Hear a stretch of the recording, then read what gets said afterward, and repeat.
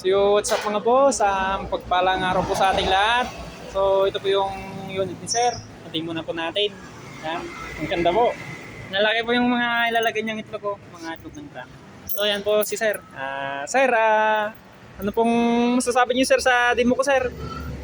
Sa Sa demo ko po.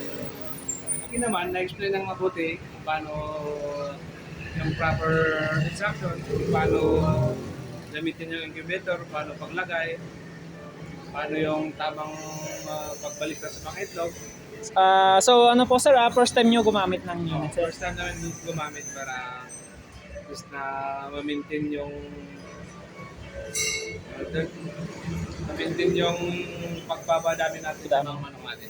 Nakakita nyo sir yung sa online din, yung mga post po na ano, dinidemo kong dinideliver, kaya nagpa-deliver din po kayo. Nakita ko sa mga post sa Facebook na maraming nagpapadeliver kaya nag-try. Legit. So yun sir, at saan tong area nyo sir, banda? Sa Shilan, La Trinidad. La Trinidad pa sila mga boss. So yun sir, maraming salamat po sa tiwala sir.